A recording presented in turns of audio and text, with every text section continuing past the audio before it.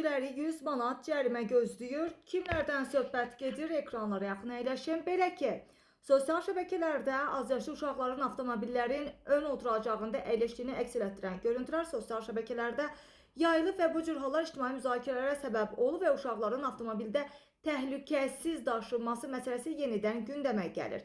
Və bu tələblərin pozulması ilə bağlı qanunvericilik məsələsində mövzu ilə bağlı Demokrat Aza açıqlama verən hüquqşünas Elnur Məmmədov deyir ki, sosial şəbəkələrdə məhz azyaşlı uşaqların avtomobillərin ön oturacağında əyləşdirilməsini əks etdirən görüntülərlə bağlı hüquqi məsələ uşağın hansı oturacaqda əyləşməsi deyil, onun təhlükəsizlik tələblərinə uyğun daşınmamasından ibarətdir. Belə ki, yol hərəkəti haqqında Azərbaycan Respublikasının qanunun tələblərinə əsasən 12 yaşına çatmamış uşaqların minik avtomobilində daşınması zamanı onların təhlükəsizliyini təmin edən xüsusi qurğulardan istifadə edilməlidir. Belə ki, uşağın ön oturacaqda daşınmasına yalnız onun yaşına, boyuna və çəkisinə uyğun xüsusi təhlükəsizlik qurğusu quraşdırıldığı halda yol verilə bilər.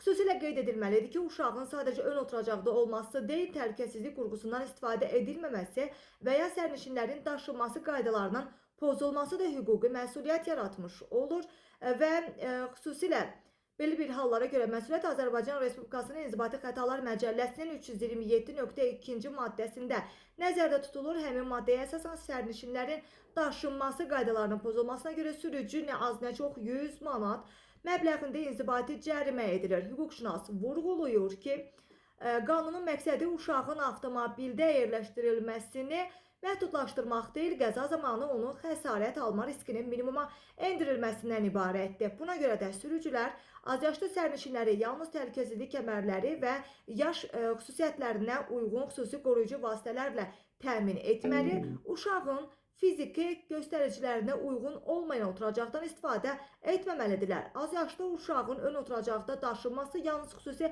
təhlükəsizlik qurğusundan istifadə edilməklə mümkün ola bilər və bu tələblər əməl olunmadığı təqdirdə təbii ki, məsələ uşağın ön və ya arxa oturacaqda olmasından deyil, sərnişin daşıma qaydalarının pozulmasından irəli gələn inzibati məsuliyyət olaraq qiymətləndirilir və bu səbəbdən də İnzibati Xətalar Məcəlləsinin 327.2-ci maddəsinə əsasən əgər bu tələbləri pozan hər hansı bir qanun pozuntusu hala rast gəlinmiş olsa, həmin sürücülər məhz 100 manat cərimə ediləcəklər və biz də öz növbəmizdə vurğulayırıq. Bu təhlükəsizlik tədbirlərinin qorunması, cərimələr bizim həyatımızı müəyyən qədər qoruyur, çünki yüksək məbləğdə cərimə müəyyən qədər məsuliyyət duyğusunu da